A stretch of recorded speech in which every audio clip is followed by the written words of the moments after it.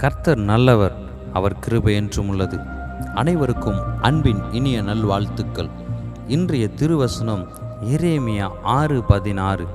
நல்ல வழி எங்கே என்று பார்த்து அதிலே நடவுங்கள், அப்பொழுது உங்கள் ஆத்துமாவுக்கு இளைப்பாறுதல் கிடைக்கும். எனக்கு அன்பானவர்களே, நம்முடைய ஆண்டவர் சொல்கிறார், நானே வழியும் சத்தியமும் ஜீவனுமாய் இருக்கிறேன், நானே வாசல், என் வழியாய் ஒருவன் உட்பிரவேசித்தால் அவன் ரட்சிக்கப்படுவான், அவர்கள் உள்ளும் புறமும் சென்று மேய்ச்சலை கண்டடைவார்கள் என்று திருவுளப்பற்றுகிறார். இயேசுவே நமக்கு நல்ல வழி. அவருடைய வழியிலே நடக்கும்போது நம்முடைய கால்கள் இடராது, நடைகள் பிசகாது, நம்முடைய நடைகள் உறுதிப்படும். போதிக்கிறவராக, வழிகாட்டுபவராக, ஆலோசனை வழங்குகிறவராக இயேசு இருக்கிறார்.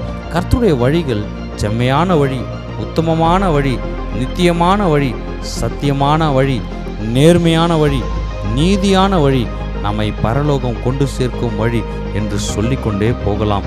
உங்கள் ஆத்துமாவுக்கு இளைப்பாறுதல் வேண்டுமென்றால், நம்முடைய ஆத்துமா ஈடேற வேண்டுமென்றால், அழிவின் பாதையிலிருந்து மீண்டு ஆத்துமா மீட்பை பெற்றுக்கொள்ள வேண்டுமென்றால் நல்ல வழி எது என்று பார்த்து அதிலே நடவுங்கள். அந்த நல்ல வழி ஒரே ஒரு வழி, ஆண்டவராகிய இயேசு கிறிஸ்து.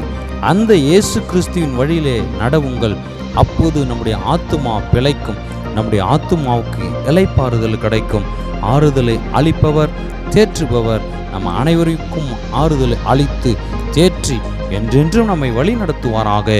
ஆமென்.